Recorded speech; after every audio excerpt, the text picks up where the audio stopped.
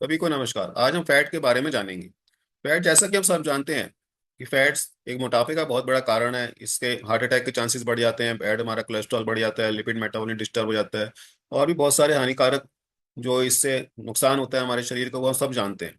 परंतु फैट हमारे लिए बहुत ही इंपॉर्टेंट भी होते हैं। ये एनर्जी का सोर्स रहते हैं, हमें इंसुलेशन और प्रोटेक्शन देते हैं, हमारे हार्मोन्स प्रोडक्शन में इनका बहुत बड़ा रोल रहता है। न्यूट्रिएंट्स के एब्जॉर्प्शन में फैट्स और विटामिन्स को एब्जॉर्ब करने में हेल्प करते हैं, सेल का फंक्शन में हेल्प करते हैं। तो सेल की वॉल रहती है वो हमारा फैट से बनी रहती है। ब्रेन के लिए, आईज के लिए बहुत इंपॉर्टेंट रहता है फैट। और कुशनिंग इफेक्ट देता है हमारे ऑर्गन्स के लिए, तो इसलिए प्रोटेक्ट करते हैं हमारे ऑर्गन्स को। क्यों फैट इतना बदनाम है?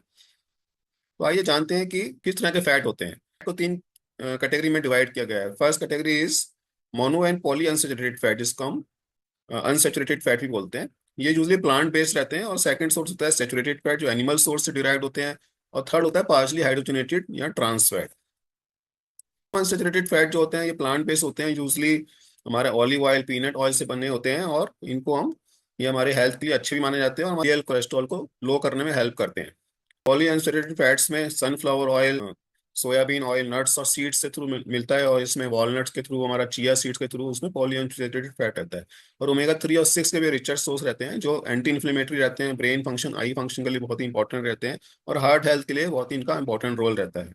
फिर सैचुरेटेड फैट में आए तो उसमें हमारा एनिमल बेस्ड रहते हैं। जैसे मीट्स में जो फैट रहता है वो सैचुरेटेड फैट होता है। डेयरी प्रोडक्ट से जो देसी घी बनता है वो एक सैचुरेटेड फैट है। देसी घी सैचुरेटेड होते हुए भी ये हेल्थ के लिए बेनिफिशियल माना गया है, अगर हम इसको मॉडरेशन में यूज करें।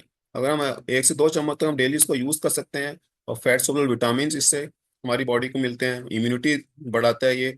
और बॉडी फंक्शन के लिए, डाइजेशन में काफी ज्यादा हेल्प करता है, ब्रेन फंक्शन के लिए बहुत ही इंपॉर्टेंट है। तो देसी घी एक हमारा इंडिया में बहुत ही हर जगह पाया भी जाता है, और ये एक हेल्दी फैट की कैटेगरी में आता है।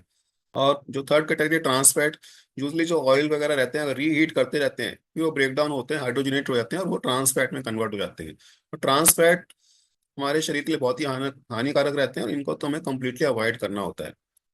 अब जो भी हम ऑयल घर में यूज करते हैं, अगर हम उसको दोबारा दोबारा हीट करते हैं फिर वो हाइड्रोजनेटेड ऑयल में, ट्रांस फैट में कन्वर्ट हो जाते हैं, जिसमें अगर फिर उसमें हम खाना बनाएंगे तो हमारी हेल्थ के लिए वो नुकसानदायक होता है। तो हमें इस चीज का हमें ध्यान रखना है कि हम बार बार ऑयल को हीट ना करें।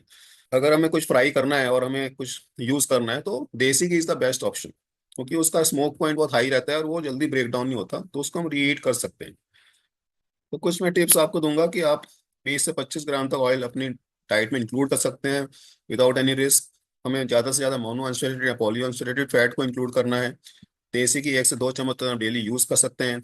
फ्राइंग के लिए देसी घी इज़ द बेस्ट ऑप्शन। तो आज के लिए फिर इतना ही हो सकता। Thank you very much.